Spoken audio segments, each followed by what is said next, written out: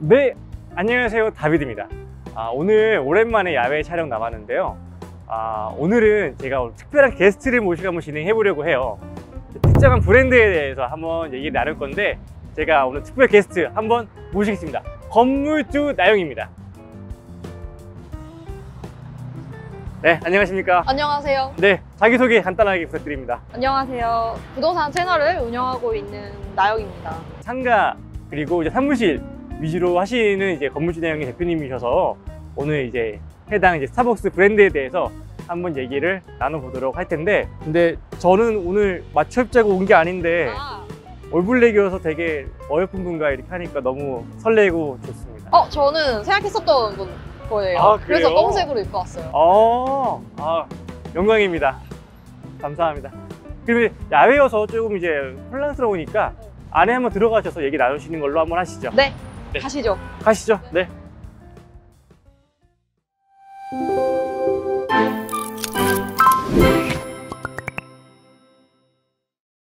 네, 그 자리를 좀 옮기게 됐는데요. 좀 앉아서 조용하게 얘기를 하고 싶어서, 그래서 스타벅스보다 조금 더 커피 맛이 좋다고 하는 이제 유로스 커피라고 해서, 스타벅스랑 컨셉이 이제 비슷하게 보이지만 맛은 조금 더 맛있습니다. 맛있나요? 맛있어요. 제가 은근히 자주 오는 커피입니다. 몇 군데 없어가지고 찾아봐야 돼요. 네, 되게 맛있습니다. 스타벅스가 네. 우리나라에서 뭐 언제부터 어떻게 시작하게 됐는지 한번 이야기를 조금 해줄 수 있을까요? 네. 스타벅스가 명지상무 1등인 게 매출만 따졌을 때 커피 매장, 그러니까 2등부터 5등까지 합쳐도 스타벅스 매출을 따라잡지 못해요. 전체 외식 업계를 따져도 스타벅스가 1등입니다. 작년 한 해 그 매출이 2조 4천억이 정도 좀 안 됐던 걸로 기억하거든요. 2조 4천억이야? 2조 4천억입니다. 2조 4천억. 이제 96년에 우리 미국 아시아에 오픈할 건데 들어갈 사람 소원했어요. 소원했는데 여러 명이 붙었죠. 근데 이때 이제 신세계가 사업권을 따내게 됩니다. 96년, 7년 뭐 이 사이에 어떤 일이 좀 있었는지 아시나요? 꼭 큰일이 있었는데 영화로도 나왔어요. IMF? 그렇죠. IMF가 외환위기가 터집니다. 그러니까 외환위기가 터지면서 사업이 사실 거의 전면 중단이 됐어요. 아시아에 진출을 하려고 했는데 안 좋아지면서 이거 어떻게 해야 되나, 이게 흐지부지 되는 상황 속에서 이때 이제 기획을 하셨던, 스타벅스를 좀 아시고 기획을 하셨던 분들 중에서 나와서 만들어졌던 게 뭐 할리스가 그때 또 이제 노하우를 아니까, 그리고 뭐 커피구르나루도 나오게 되고 카페베네도 나오게 되고, 그렇죠. 스타벅스의 그 기획자분들 뿌리를 두고 만들어지게 된 거죠. 네. 신세계가 따내게 되면서 그때 당시에는 이제 지분의 50%를 가져가게 됩니다. 네. 그러면은 신세계 50%, 미국 본사에서 50%에서. 네, 그렇죠. 그렇죠. 근데 작년 2021년에 나머지 50% 중에서 신세계가 반을 또 가져가게 되면서 대주주가 되고, 나머지는 이제 싱가포르의 이제 국부펀드가 가져간 걸로 알고 있어요. 스타벅스의 철학이 몇 가지가 있는데, 일단은 왜 흔히 우리가 아는 그 철학이 이제 앉은 자리에서 최대한 가족같이 편하게 이제 있을 수 있도록, 의자도 편하고 이제 그런 전략이잖아요. 근데 마케팅 전략으로 이제 중요한 게 있었는데, 스타벅스의 뭐 명언, 이게 스타벅스에 나온 얘기인지 아닌지 모르겠는데, 스타벅스가 얘기하는 것 중에서 하나가, 사람들은 커피를 사려고 길을 건너지 않는다. 길을 건너지 않는다. 커피 사려고 길 건너세요? 저는 건넙니다. 사람들이 웬만하면 가까운 곳에 커피를 사니까. 그래서 그 마케팅 전략 중에 하나가 허브앤스포크라고 해서, 원래는 뭐 많은 분들이 아시겠지만 스타벅스가 대로변에만 원래 이제 임차를 해요. 어지간하면 대로변에 합니다. 상권지에만 돼야지 이제 2면이나 3면으로 이제 들어가게 되는데, 대로변에만 하다가 이제 신세계가 인수를 하게 되면서부터, 그리고 그 전부터 슬슬 허브앤스포크라고 해서 일정한 상권지에 공격적으로 들어가게 돼요. 엄청 본격적으로. 지금 뭐 여기도 스타벅스, 저기도 스타벅스잖아요. 그렇죠. 지금 여기 이 자리만 해도 건너편에 스타벅스가 있고, 이 길로 또 다른 길로 올라가는 길에 한 두세 개가 또 있어요. 길만 건너면 또 있고. 그래서 상권지만 확정이 되면은 두세 개씩 한 번에 들어가서 최대한 그쪽에 매출을 흡수하게 되는 거가 이제 마케팅 전략이 되긴 하는 거죠. 사실상 그렇게 되면은 조금 개인 카페나 막 이렇게 인지도가 사실상 많이 스타벅스보다 당연히 떨어지는 브랜드들은 좀 미울 것 같아요. 그래도 이제 여기처럼 하나 남을 곳은 하나 남는다. 저는 건물을 하니까 스타벅스를 임차를 좀 시키고 싶으면은 어떻게 해야 되나요? 일단 스타벅스는 일반 사람들은 임차를 할 수는 없어요. 건물주분도 나 스타벅스 운영하고 싶어 이렇게 해서 하실 수는 없거든요. 우리나라에 있는 스타벅스 엄청 많잖아요. 많죠. 엄청 많은데 이 매장들이 다 그 본사 직영점으로 운영이 되고 있거든요. 그렇다 보니까 건물주이신 분들은 내 건물에 스타벅스가 이제 입점했으면 좋겠다 이렇게 하시는 분들은 스타벅스 홈페이지에서 입점 제한 이제 글을 남기시면은 본사에서 지역 담당자분들이 다 있으시겠죠? 그 담당자분들께 이제 넘어가서 그 분들이 이제 검토를 하시고 이제 연락이 돼서 이제 컨택을 하면서 입점을 시키는 거죠.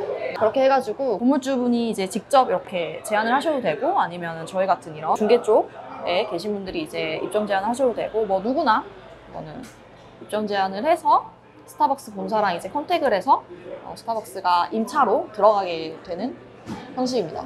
아, 그렇군요. 그러면 그 수수료 매장이라고 알고 있는데 주로 몇 프로 정도 이제 뭐 가는지 혹시 알고 계시나요? 일단 스타벅스는 임대료를 납부를 세 가지 방식으로 생각을 해주시면 되는데 일단 첫 번째로는 고정 임차료로 저희가 흔히 알고 있는 보증금 1억에 월세 1,000만 원 이런 식으로 딱 고정 임대료가 딱 형성이 되어 있는 경우거나 금방 말씀 주셨던 것처럼 수수료 매장이라고 저희가 흔히 이야기를 많이 하죠. 네, 수수료 이제 매장으로 10% 초반에서 10% 후반까지 이렇게 뭐 형성은 되어 있는데 예전에는 10% 후반대가 많이 있긴 있었어요. 15%, 뭐 16, 뭐 18%도 있고 18도 있고 이런데 지금은 좀 10% 초반대로 많이 내려오긴 했더라고요. 아니면은 첫 번째, 두 번째 섞어서 최저 보장액이라고 1,000만 원을 보장을 해준다 이러면은 12%에서 만약에 1,000만 원이 안 되는 경우 이제 1,000만 원을 지급을 하고 만약에 넘는다 매출이 좋아서 이제 1,000만 원이 넘는다 그러면 그 넘는 금액을 이제 받으시는 경우가 있어요. 미니멈 그래도 개런티를 해주네요. 네네. 왜냐면 이게 결국 투약사에 따라 달라지는 걸로 알고 있기는 한데 저도 말씀하신 것처럼 예전에는 막 10%, 18%까지 올라가다가 요즘에 특히 강남권은 워낙에 많이 있다 보니까 그리고 그 사이즈에 따라서 10% 초반대까지 왔다 갔다 하는 걸로 알고 있고 그래도 어쨌든 그 수수료 매장이 어쨌든 제일 많이 있더라고요. 네. 그렇죠, 그렇죠. 그래서 뭐 건물주분들이 그래서 스타벅스 좋아할 수밖에 없는 게 저는 건물을 하니까 이제 연예인분들이 스타벅스를 또 많이 임차시키고 싶어 하세요. 대표적으로 있으신 분들이 이제 하정우 씨. 하정우 씨 같은 경우에 스타벅스 임차시키고 매각하는 사례들을 굉장히 이제 잘 하셨기 때문에 하정우 씨도 계시고 전지현 씨 같은 경우에도 갖고 계셨다가 이제 매각하는 이제 이런 쪽으로 하는 분들도 있고 또 가장 성공적인 케이스라고 한다면은 박명수 씨. 박명수 씨도 딱 건물을 샀을 때 스타벅스 없는 건물을 사서 스타벅스 임차시킨 다음에 바로 매각을 하셨거든요. 싸이 씨도 따로 계시고. 그렇게 해서 막 시세 차익도 많이 보고 이런 기사들 이런 것도 사실 저희가 많이 접하고 하니까 조금 건물주분들도 그렇고 일반 사람들도 스타벅스를 입점을 많이 시키고 싶어 하시는 것 같아요. 건물주분들에게는 이제 임대 수익도 있고 매각 차익이 이제 두 개 다 가져갈 수 있는 건데 수수료 매장이 이제 수수료가 낮아지다 보니까 임대 수익을 거두기는 쉽지 않지만은 적어도 이제 보장이 된다는 것과 안정적으로 보장되는 게 사실 임대인은 다들 그렇겠지만은 월세가 따박따박 잘 들어오는 것만으로도 신경 쓸 것도 없고 너무 좋잖아요. 그러니까. 그렇죠. 그래서 이제 드라이브스루 같은 걸 통으로 이제 임차시키는 경우에는 굉장히 베스트 케이스라고 볼 수 있죠.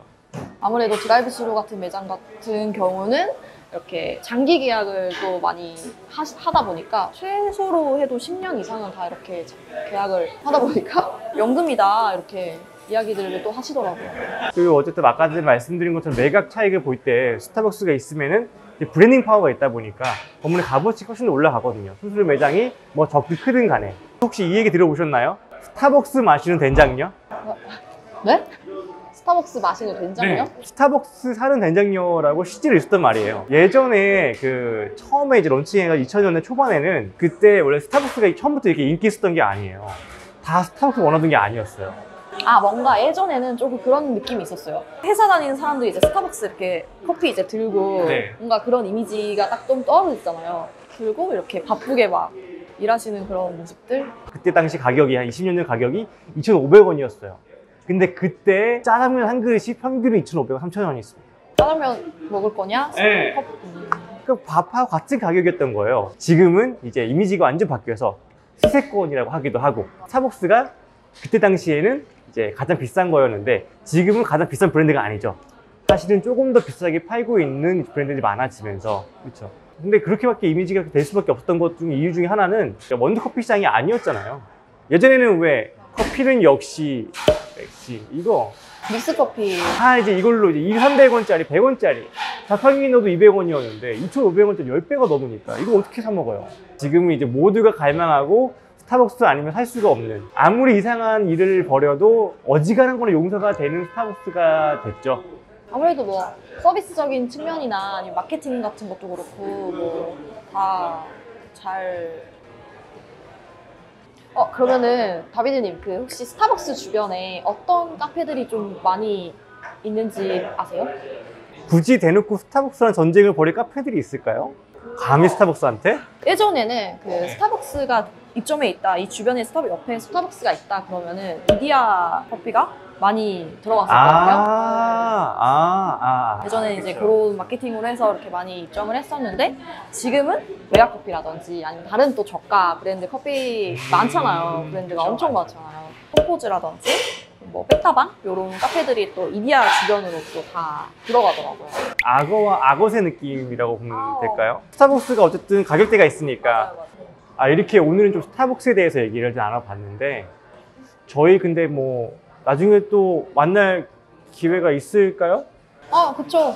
저희 다음에 그래요? 또 만나요. 네. 어떤 걸로? 댓글로 남겨주시면은 저희가 또 이렇게 준비를 한번 해서 영상을 찍어보도록 할게요. 댓글 잘 남겨주세요. 이상 다비드 나영이었습니다. 감사합니다. 감사합니다. 안녕.